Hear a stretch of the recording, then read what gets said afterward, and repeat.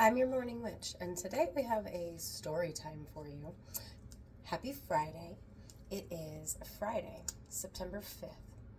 Tomorrow is Saturday, September 6th, and it starts JOMO Pride, our LGBTQIA Pride in my area, and I'm very excited. I'm going to be there the whole weekend. Now, first thing we're going to do is we're going to take a moment and get present, okay? So, in through the nose, hold it, become present. Don't worry about anything else. And then release it through the mouth, okay?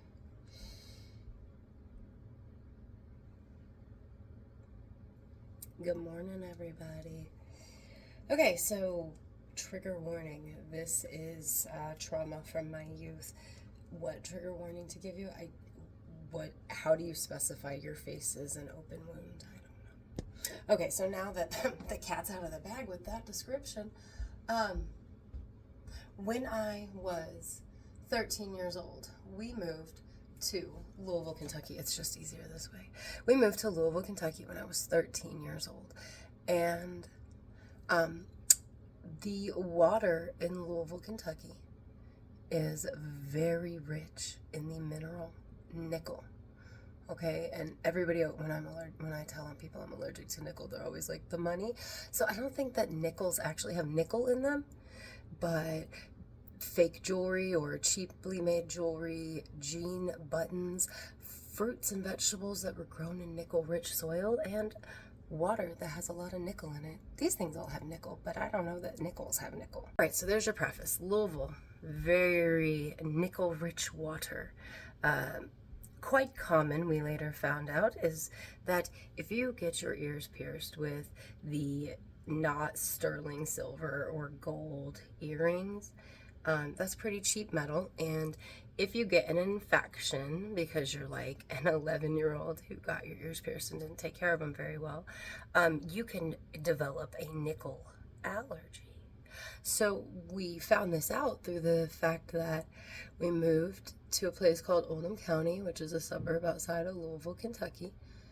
And immediately my skin started to have lesions, predominantly on my face, my arms, and my upper torso. I might have had some spots on my legs, but let's be very clear, I sure as fuck wasn't paying attention to those, because I was a pale, chunky white kid in the 90s who also listened to like heavy metal, grunge, alternative rock. I wasn't wearing fucking shorts, so I didn't care about the ones on my legs. Everywhere else, though. Okay, so began to have lesions on my face. Started going to the doctor to see what the hell was going on. I'm 13. I have acne. Continued to use my acne medication, which was like benzoyl peroxide based. Continued to use that, which I then developed an allergy to because I was in the process of having an allergic reaction to the water, and I was developing eczema for the very first time. And some people with eczema, it's just like dry, flaky skin. But some of us, we get legions. Maybe it is like legions from the devil. Anyway, we get lesions with an S, lesions. And the skin breaks open. And, you know, the fluids that you have in your skin, they just ooze out. They just seep out. So 13 years old. I had a patch here. I think to start, definitely here, I think somewhere on my forehead and one side of my face, as well as definitely right here and other places on my arms, but definitely on my elbows, okay? So like, had to wear long sleeves even in the summer because it was embarrassing. Anyway, went to an amusement park, got a sunburn. The rest of my face opened up. So, 13 years old. My face was an actual open, oozing wound. The only flesh that was intact on my skin, or on my face, the only skin that was intact was the tip of my nose and the bridge of my nose. Not here, just here. Which is amazing because, like, the sunburn, when you think that that skin was, like, horribly burned and would have just, like, peeled away like the rest of it did. I don't know. I think I probably had so much sunscreen on that part of my face because it is fairly prominent. I think maybe that's what saved that skin. I don't know. But this, I had a T. I had a T of flesh. And everything else was an open, oozing wound.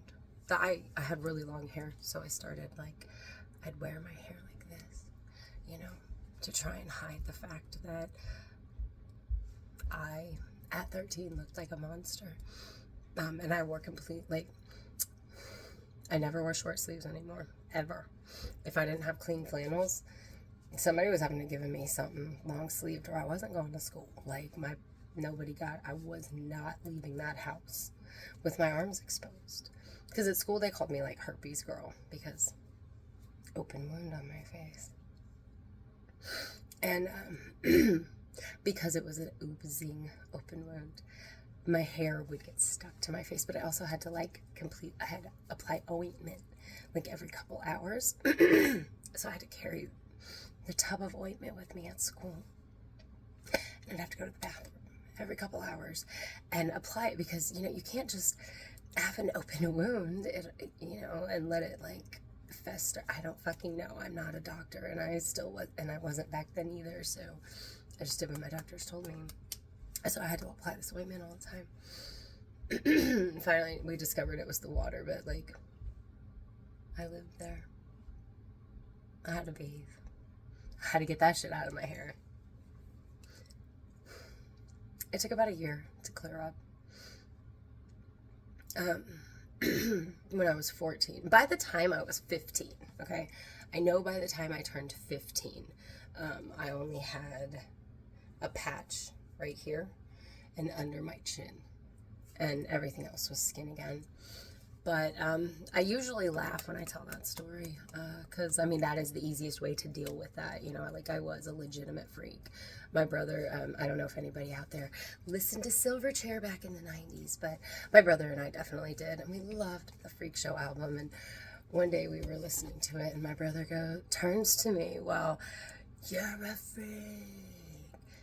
Yeah, or baby. I don't remember the song because Silverchair's kind of cringe to me now, but I do still like the one about the water. I can't remember the name, but anyway, it doesn't matter.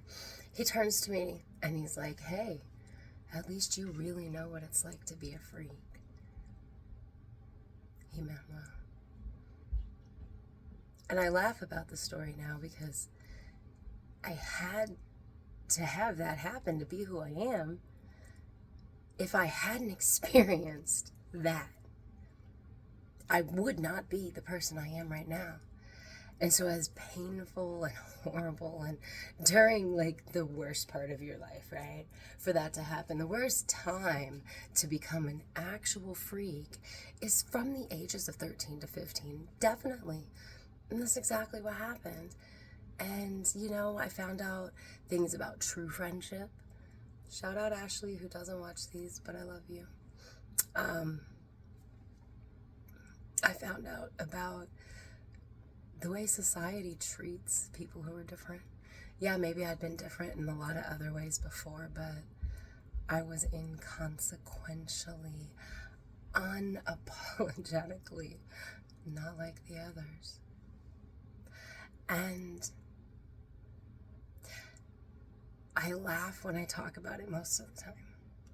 I usually don't go quite as in-depth. But I usually laugh about it because it is a part of something that I survived.